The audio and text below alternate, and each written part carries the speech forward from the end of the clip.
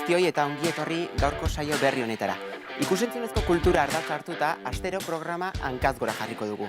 Gaurkoan, lehenengo saio honetan, musika eta zinemaren industriak izango ditugu izpide, bakoitzaren alde argi eta ilunak aztertuz. Gainera, platoan ez gera bakarrik egongo, izan ere, kolaboratzaile eta gonbidatuak izango ditugu gurean. Gonbidatuek beraien esperientziak eta anekdotak kontatzeko. Eta tarteka, sekzio txikiak ere izango ditugu. Gaurkoan esan bezala, musikan aditua den neska gazte bat izango dugu. Bera lezotarra da eta 22 urte ditu. 2008 batean bere lehen diska argitaratu zuen eta azken aldian kontzertuak egiten aritu da. Gurean izango da Ilargi Arrizabalaga. Beraz, has gaitezen saioa hankaz gora jartzen.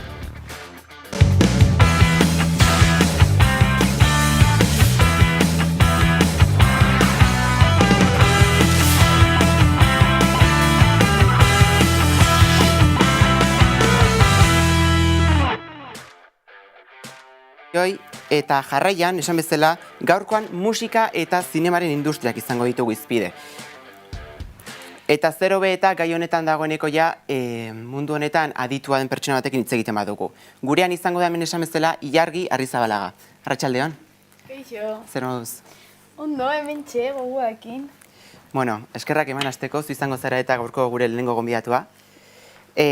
Zuri, horrela jendeak ezagutzu zeitzan, imaginatzen askok ezagutzen zaituztela, baina 3 hitzetan, Ilargi, nola zera?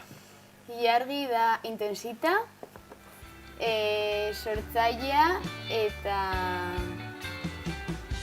bastante optimista. Bueno, eta zuri noiztik datorkizu musikaren zaletasun edo grina hori? Txikitan ja beti ibiltzen nintzen hor, etxian, abesten ikan mikrofono bat, hola dela Barbie. Eta ibiltzen nintzen hor, abesten etxetikan, eta ikusten nitunean betizu eta programa hauek, beti metxatzen nik bai, abestu nahi nire bizitzan, hola. Eta, hola, nahiko modu natural batean izan da dena, jun nintzen lehenengo musika eskolara, gero zen nintzen trikitixa ikasten, gero gitarra, ez dakize, kanto, eta pixkanaka, hola, juntzan. Pixkanaka. Bai, hoi da. Ba, guk zure bizitzan inguruko azterketa txiki bat egin dugu, eta zure biografia guztia bideo labur batean bildu dugu. Kusina ez du? Bai. Ba, aurrera bideoa.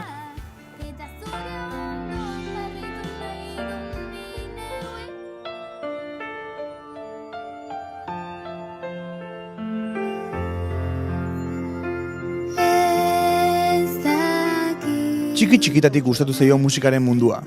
Artista hutsa da jaio zenetik. Bera, Ilargi Arrizabalaga da, lezotarra. 2000 urtean jaio zen bihotz taupaden bitartez musika barnean zuelarik.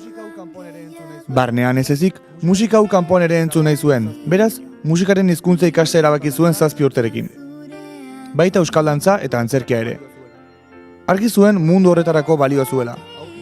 Denbora aurrera joan ala arte, aurkiko interesa handituz joan zen. Adina eduki zuenean, dantzertin arte dramatikoko ikasketak burutzea erabaki zuen.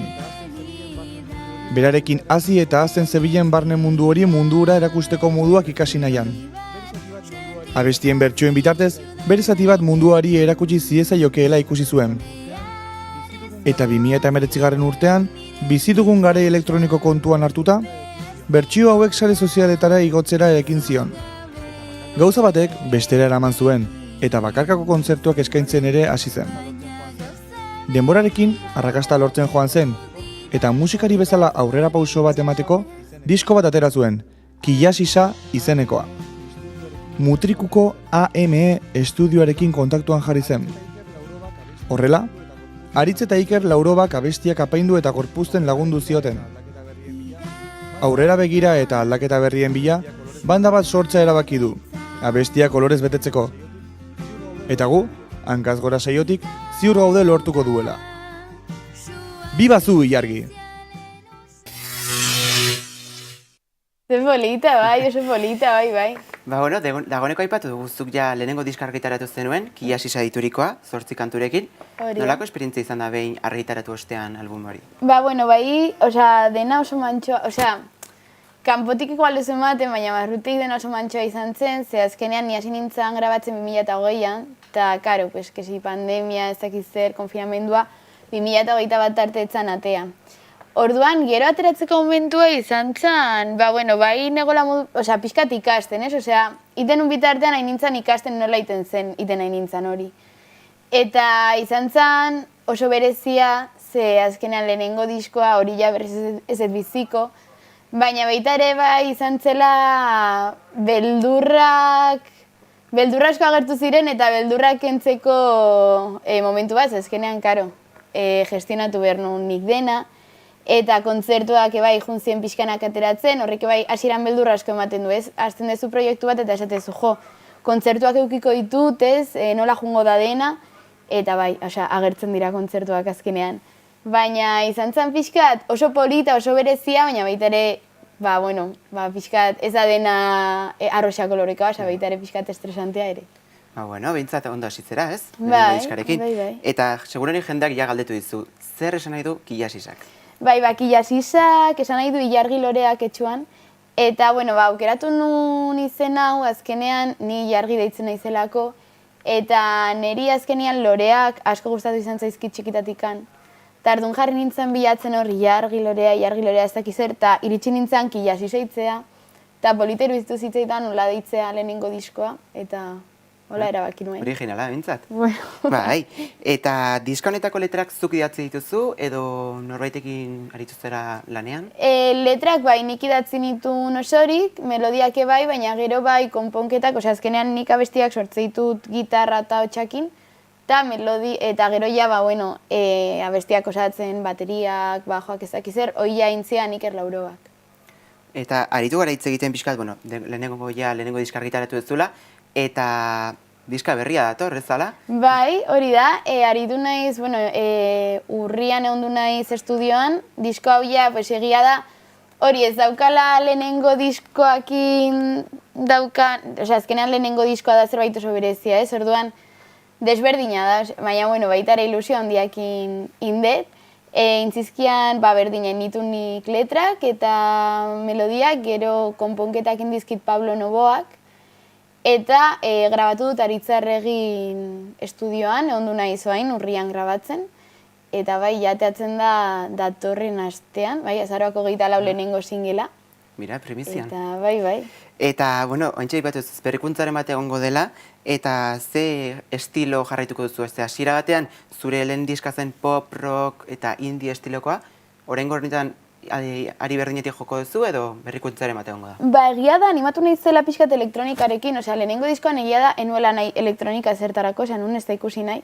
Baina, ikusita baita ere, gaur egun entzuten diren musikak eta nire ohitu nahi zela elektronika gehiago entzutera. Bai animatu nahi zela elektronikarekin eta geratu da nahiko elektronikoa diskoa, esango nuke dela indie pop elektronikoa. Bai. Eta, aipatu ez duia pixkan nolako izan den zure prozesua, baina prozesu polita izan da bigarren disko hau? Bai, gainea bai, lehenengo diskoko abestiak adibidez junintzan sortzen agertzen ziren moduan, ez zegoen hildo nagusi bat, hildoa zan abestiatatzen zitzaizkian niri sortzea. Eta egia da, bigarren disko honetan, aukeratu nuela beldurraren gaia, diskoa sortzeko garaian, ez? Eta orduan, nun zerrenda bat, ikusten zeintzuk ziren nire beldurrak, eta beldur bakoitzetik, beldur asko dira, aukeratu barri izan ditut beldur batzuk. Eta atera dira abestiak, ez dute abesti guztiek beldur bati buruz hitz egiten, baina denak abiatu dira beldur batetikan. Eta horrela izan da sonuen prozesua. Beraz, pixkanak aritu zera disko hau sortzen. Bai, abestiak egiteko hilabete batzuk hartu nituen, bai. Eta zuk elkarrezketa batzutan laipatu duzu, ez? Gaur egon musika munduan sartzeko gazte sortzaile moduan, nahiko zaila dela hasi berrientzat, bereziki? Bai, egia da, badagoela, ez dakit, elite moduko batez ematen du, ez dakit itxia dena, edo, azkenean, neri ere pertsonalki gustatzen zait jutea ezagutzen dudan jendea, ez? Jotzen dutenian eta bar. Eta egia da, gazte sortzaile bezala, kontzertuak lortzea, jendei konbentzitzea igual zure zerbait entzuteko zaila dela. Baina, ez da ezinezkoa. Azkenean, pixkanaka bazaz egiten eta hori ez, hasieran esan detena. Hasieran bai esaten zula, gertuko dira kontzertuak, ez? Nola izango daudena. Eta gero azkenean agertzen doaz gauzak eta sortzen dira aukerak eta... Eta zuk mundu honetan, badakazu amets bat edo norekin gustatuko litzaizuko kolaborazio bat itea adibidez? Jo, ez dakit. Berez, beti esaten dut hau, berez edozeinekin, ongo nintzen irekita edozeinekin iteko kolaborazio bat, beti ere nire ideala jarraitzen ditun norbaitekin, letra matxista baten nuke abestuko, arrazista bat, baina horrela bai Euskal Herri mailan edo, bai nabilela bastante entzuten Sara Zozaia, Olat Salvador, Zetak eta hola, entzuten dut. Beraz Euskaldunak. Bai, Euskaldun asko. Eta gero ja, Espainiar estatuan bai, Rigoberta Bandini asko gustatzen zait. Orduan, bai, olako jendiakin, gustora ingo nuke kolaborazio bat. Bintzat itxaropena duki. Bai, hori ez hain ez galdu behar. Eta, orain zuri galdetu dizugun moduan musikaren inguruan, aipatu dugu hasiera batean, zinemaren inguruan arituko ginela, eta hain zuzen ere, bi aktorerekin aritu gara Donostian hitz egiten. Batetikan Garazi Urkola, Alkelarreko aktoretako bat, eta gero baitetikan bestela Amaia Lizarralde, sekulako pelikula pila egin ditu, baina horrela nagusinak Hospital Central edo eta El Internado de las Cumbres. Ikusi nahi dugu behin erreportaia? Bai. Ikusi ezagun.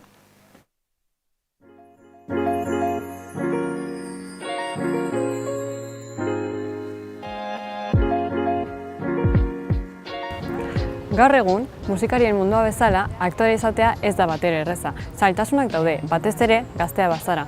Horretarako, gaur Donostira etorri gara, bi aktoren esperientzia entzuteko. Beira, hasi nintzen nik uste dut aktoreak bokazioa daukagulako. Eta txikitatik hortzegoen bokazioak deitzen zidan. Txikitatik ja gitarra jotzen nuen, pianoa jotzen nuen, kantatzen nuen, baina nire inguruan edo nik ikasten nuen ikastolan etzan antzerkia egiten eta hemen Donostian etzegoen antzerkia nun egin, ez? Eta orduan hori kou bukatu nun eta bukatzerakoan oso garbi neukan hori antzerkia ikasi nahi nuela.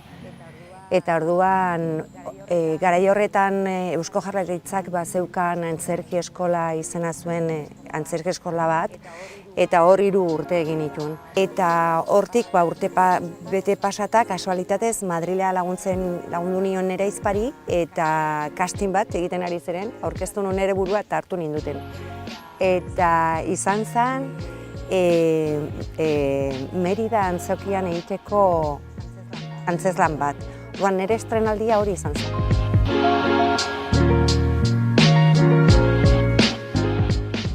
Ni Garazi Urkola naiz, Bilaonatarra, 88an jaio nintzen, hau da, 24 urte ditut. Eta, pixka txikitatik 4 urtekin edola, nintzen bai musikan eta baita dantzane baita. Eta, momentu hortan nire herrin ez zuen ez antzerki taldeik ez ezer, baina, 5 urtekin eukinun aukera eskolan probatzeko antzerkia, eta, pila gauzatu zitzaiten. Gero denbora batez zenun euki aukeraik antzerkenta aitzeko, baina, pixkat ja nera bezaron bai, ondoko herri baten, eta zirintzen antzerki talde baten, eta, pixkat horrenaria eta musika eta dantzonta baita jarraitzen nuen, eta pixkat horrenaria erabakenun arte dramatiko ikastea, eta hortikan jarraituet ointxe arte, bintzat. Ikusleok betidanik idealizatu dugu aktore mundua, baina alde jonak alditu? Da industria bat, zinema gustatzen bat zaizu eta ambiente hoi eta errodajetako giroa, alde positibo hoi bezala oso presente dakazula eta oso gustua ematen dezula hoi. Baina alde ilun asko dazkala.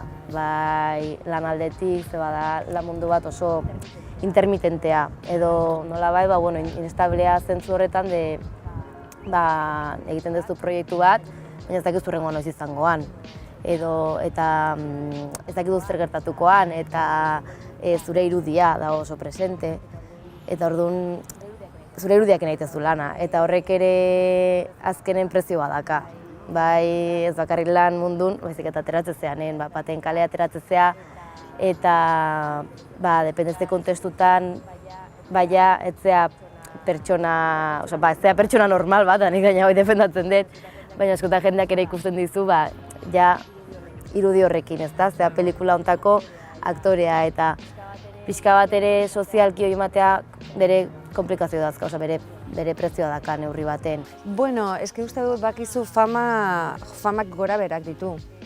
eta orduan ez nago ohituta, baina leno oso nabarmena zen, ateratzen zinen ostegunero ateratzen nintzen ospital zentralen. Ostiraletan ezin nintzen etxea, ogia erostera jun.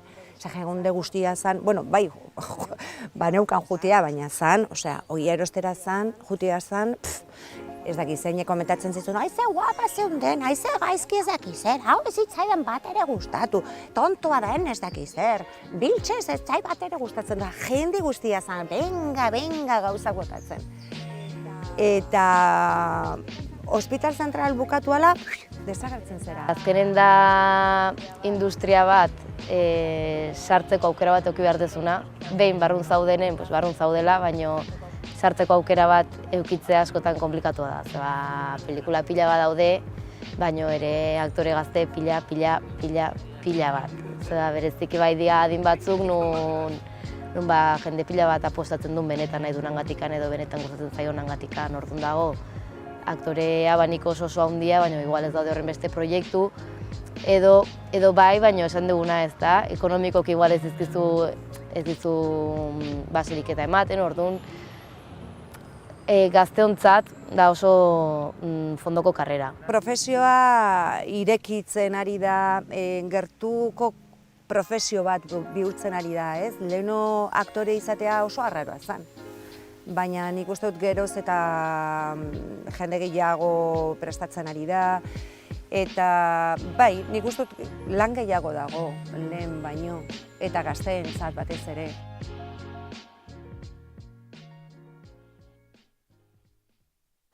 Ikusi dugu, zineman ere mundu honetan zera berdina gertatzen dela. Azken finean, nahiko zaila da, ez? Batez ere, hasi berrientzat, nahiko gaztetxoentzat. Eta zuk, uste duzu mundu artistiko honetan diru nahiko atera ezakezula ja bizirauteko? Zure lan izatea bezala? Azkenean nik bai ikusten detena da, askotan famatua den jendea, edo goian dauden jendeak, oso jende gutxi bizela, bakarrik, edo musikatik, edo antzerkitik, azkenean jende asko jotzen du irakaskuntzara, edo lako, edo igual norbait baldin bada abeslaria, baita ere igual da konposatzailea ez dakiz zerrena. Azkenean, zure proiektu propiotikan bakarrik bizitzea oso zaila da, ez dakit posiblea dan. Supongo baiet, zongo da jendia, bino egia da oso zaila dela. Bai, beste lehen bat bilatu beharko du, ez? Bai, eta azkenean baita ere askotan exigitzen dizute autonomoa izatea, baina autonomoa izateko kuota batzuk ordaindu berdia, dena da...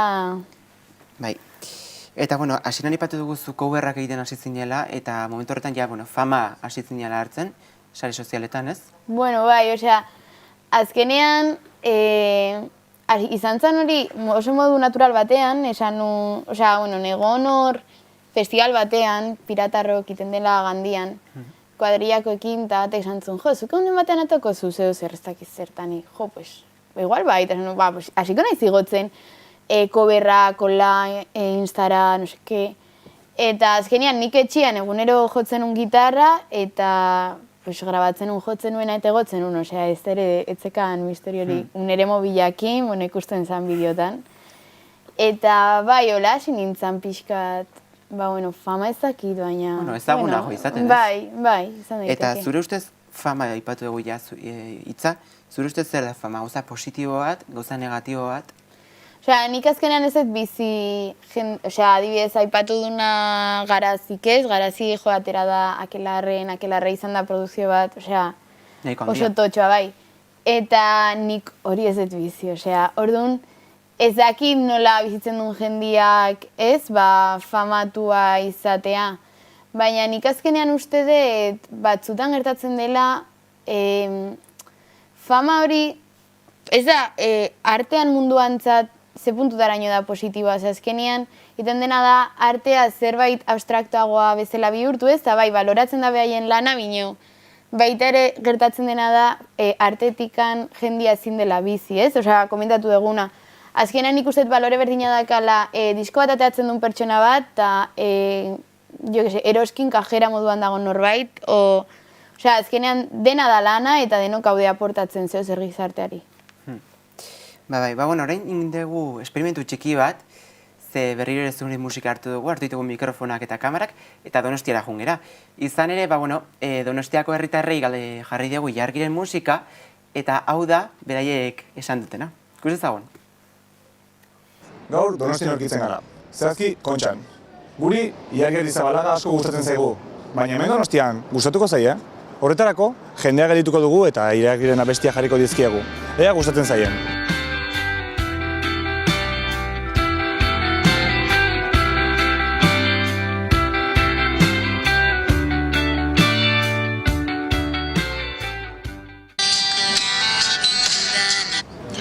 Bueno, zer iruditzen zaizu abestia?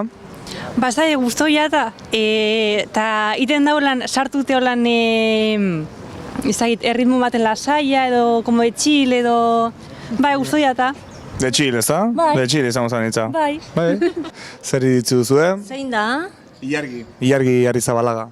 Eske, baina hoi kantau iten du ez bestela ez, eske sautzen duen pixka bat bere abestiak. Bai, ez dut zu? Bere alaba nik uste jartzen dula. Bueno, netzako oso polite. Ze ikusti zu zuri gustatzen zaizu generoa? Bai, itxagoxua da, relajatzeko. Lasaia, azkenen da entzuteko zuk etxen, ez da? Bai. Eta pasieran ere, bai. Zuk entzungo zenun gehiago, Ilargi? Ni bai. Bai. Gainera gustora. Arrakasta izaukitzen, Ilargi. Bueno. Bai, eta hotxa polita daka, ez? Osa, lasaia horrela goxoa, nik gustatu zait, bai. Bai, launekin kafe bat hartzeko fondon bezala entzuteko oso polita. Lasaia eta txilin. Muy bien. Pegadiza. Una musiquita. Muy bien, sí. Una musiquita que te hace mover. No, y aparte la voz de ella va... Sí, muy bonita. Muy suave, sí. Bai, gustatzen zait, euskeraz abesten dula, eta hola lasaie eta relajantea, eta bai. Ezkerin euskera behar da, ez da, dena erderaz zitzea, eta, zabaltzea behak iten bezala, eso, ondo, ez da? Bai, super ondo irutzen zait, bai. Zuri, bai. Ondo, bai. Bai, entzutekoa, ez da, etxen, lagunekin. Entzuteko bai, oso polite entzuteko bai.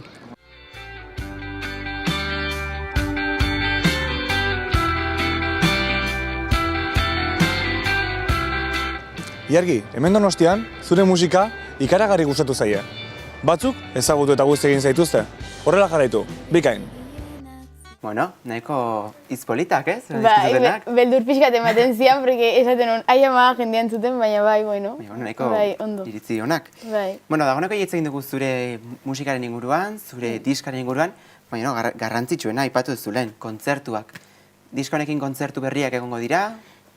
Momentuz bai, daude asko baindikan, baina bai aurkezten dugula diskoa Durangoko azokan, baindik ez dut sare sozialetan jarri, baina izango da abenduak 9, 12 eta 10 uste dut. Osea, ostirala 12 eta 10. Hau dena primizian. Bai, nina izola. Eta kontzerturen bat horrela gehiago momentuz, aurreratu itekena? Hori eta bai ongo naizela diskoa aurkezten ere urtarriak 29an Lezon, ezakiz ordutan oa indikan, eta momentuz hori dago... Ikusteke dago. Bai. Eta, aurreko kontzertuak nik uste izan dela akustikoan gehiago. Bai. Kontzertu hauek izango dira, baita ere akustikoan? Ez, hauek ja izango dira bandarekin, izango gea, ni ahotsa eta gitarran abesti batzutan, gero gitarran Manu Moro, teklatutan Manu Rufo, bi Manu eta Manu, eta gero baterian Mikel Zubiria. Beraz, bastante ondo. Bai, gainera badute dia 40 urteko tipoak, daukatela behaien rekorridoa. Esperientzia badute, beraz. Bai, eta behaien gandik hainiz bastante ikasten ere. Bueno, ondo. Eta imaginatzen dut lehen aipatuz ez kontzertuak izaten ari zirela, baina kontzertu berriak izatea ez da gauza erresa, bere prozesua dauka. Bai, azkenean hori kontzertuak lortzeko lan asko inberda, 1000 asko bidali berdia, eta emaili asko gatzen dira, bai, erantzunik gabe, osea, azkenean, da, saiatza eta batzutan suerte egoten da. Primeran. Orain zengo dugu pixkat, aipatu dugu, zineman aritu gara, musikan, eta nahi dugu pixkat galdetu zuri zinema gustatzen zaizun. Bai, egia esan gustatzen zait, duela asko naizela juten, baina gustatzen zait. Eta horrela pelikulari gustokoena? Pelikularik gustokoena. Osea, zaila, porque nire pertsona bat oso indecisa. Eta, hola etorri zen lehenengo goz izan da La vida es bella. Bai, da oso tristea, baina bai, asko gustatzen zait pelikula hori. Oso ondo. Jarraian, gure kolaboratzaileatek hitz egingo dugu pixkat pelikula hauen inguruan, eta nahi baduzu, okerrez banagozuk, abesti bat eskainiko diguzu, ezta? Bai, hori da. Zer abesti izango da? Izango da betira arte, izan zela aurreko diskotikan atea zen lehenengo singela, eta, akustikoan. Oso ondo. Nahi baduzu, joan zaitezke prestatzera hartu gitarra eta asia afinatzen, eta bitartean iragarki batzuen txanda izango da izan ere, gure kolaboratzaile izango da ondoren, eta gero Ilargik bere kantua zuzenan eskainiko digu hemen gu guztiuntzat. Beraz ez mugitu.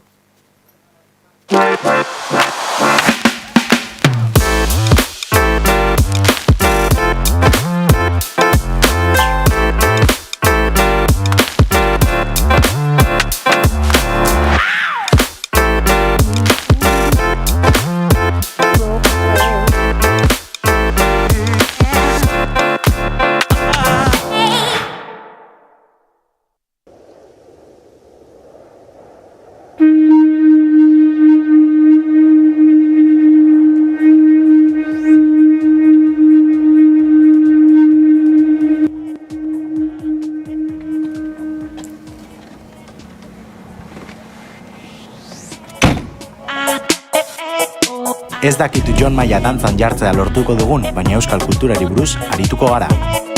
Itzulera, asteazkenean, goizeko 10:00 Mondragon Unibertsitatearen YouTubeko kanalean.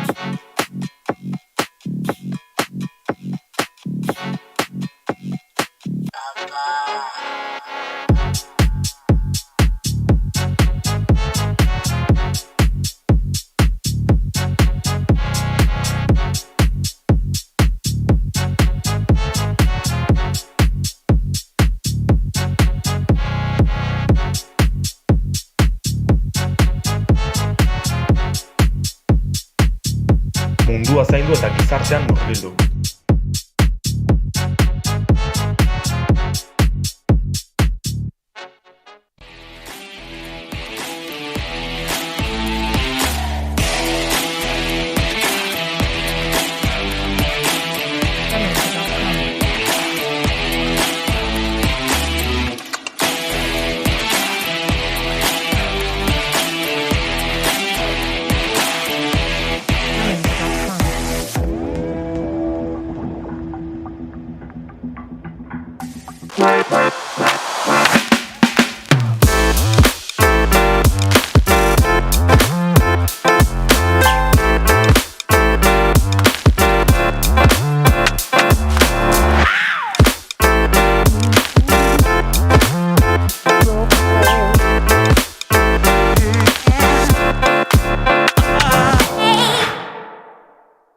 Esan bezala orain gure kolaboratzailearen txanda da. Berak, hilabete honetan eskainiko diren pelikula, serie edo eta abestien berri emango digu, ezta, Josu? Bai, ala da, Iker.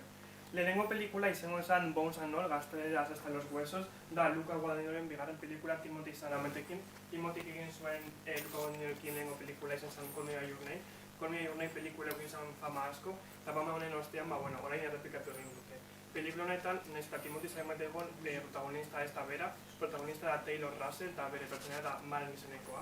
Eta, fikziozko mundu honetan daude kanibal batzuk, eta azkenean pelikula da modiozkoa eta romantikoa, baina deko kontraste hori zezartzen ditu odola, gorea, tripak eta olako gauzak.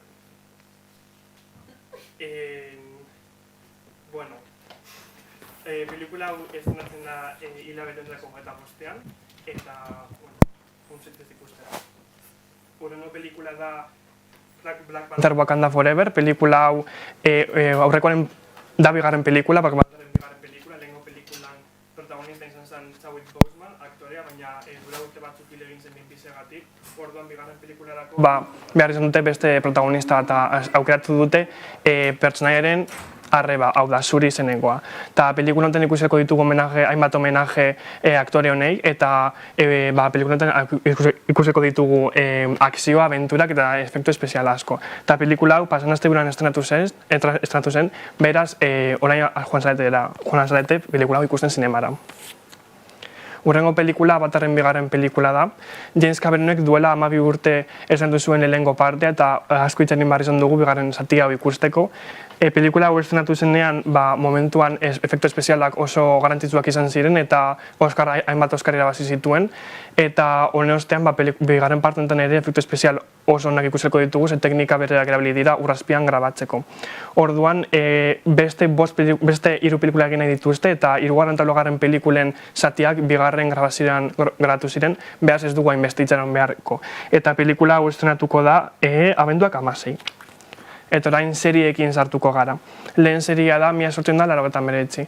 Seria honen sortzaileak dira Dark serianen sortzaileak. Dark seria duela urte batzuk estrenatu zen, Netflixen, eta 4 temporada ditu. Eta seria audientzeria asko gustatu zitzaion, eta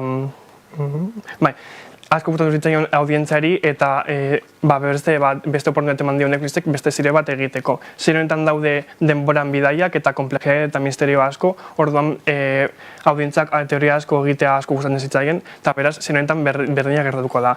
Serie honi buruz dakigun gauza bakarrak eta Nueva Yorkera doan itosontzi batean igotzen diren bidari guztiak zerbait dutela aman komunean, eta zerbait gertatuko dela haien artean, eta ongo da hilketak eta hainbat gauza. Eta seria estrenatzen da hilabete honetan 17an Netflixen. Urrengo seria eta azken seria da The White Lotus bigarren temporada. Lehengo temporada estrenatu zen duela urte batzuk eta lehengo temporadak ere hainbat sari izan zituen. Serie honetan hotel batera jaueko hotel batera joaten dira dirudun familia asko, eta dago atzetik dakigu hilketa bat dagoela, eta serian bitartean gara ikusten nork hil duen eta nor hil den. Eta bigarren temporadan berdina izango da, baina jauen izan beharrean Greziako hotel batean. Eta oraindik 3 kapitulu irten dira, kapitulu bat atertzen da astero, beraz lehengo 3 kapitulu dituzu ikusi orain, eta gero astero kapitulu berri bat izango duzu. Orain musikara joango gara, lehenengoa da Rihannaren abesti berriak. Rihanna ondela urte asko egon da musika atera gabe, eta orain 2 kantatera ditu. Lehenengoa deitzen da Lift Me Up, eta abesti hauek atera ditu Wakanda Forever pelikularako, lehen hitz egin dugun pelikula. Eta beraz, jende asko egon da abesti hauek itxoiten eta orduan azkenean atera dira eta musika berria lortuko dugu Rihannaren partetik. Bere hau musika hau pelikularako da, baina bere musika pertsonalare lortuko dugu eta berak esan dugu ordan lanean dagoela eta laster estrenatuko dela. Beraz, lasai. Eta azken musika edo albuna izango zen Drakeen eta 21 Savagen albuna. Albunotan hip-hopa eta rapa nahazten da, Amerikakoen erara, eta albunon izan da Her Loss. Eta albunotan kanta guztiak top 10ean sartu dira eta hainbat rekord apurtu ditu. Kanta famatuenak dira Rich Flex, Major Distribution eta Pussy Millions. Ditu 1.000 reprodukzio baino gehiago albunak eta Taylor Swiften albunekin konpetitzen dago, beraz, ez entzun. Primeran, beraz, eskerrik asko Josu berri hauek esagateagatik, eta eskerrik asko zuei pantaiaren bestaldean ere hortxe izateagatik, benetan plazerra izan baita. Datorren aste artean, hementxin izango gara, beste gai baten inguruan, zehazki antzerkia izango da urrengo gaia. Eta horretarako 2 gonbidatu izango ditugu, batetikan Miren Arrieta eta bestetik Elena Irureta, 2 artista, sekulako artistak Euskal Herrian. Eta hori urrengo astean izango da. Izan ere, orain Ilargiren txanda da, berak betire arte kanto eskainiko digu, eta, gozatu eta laizter arte. Agur.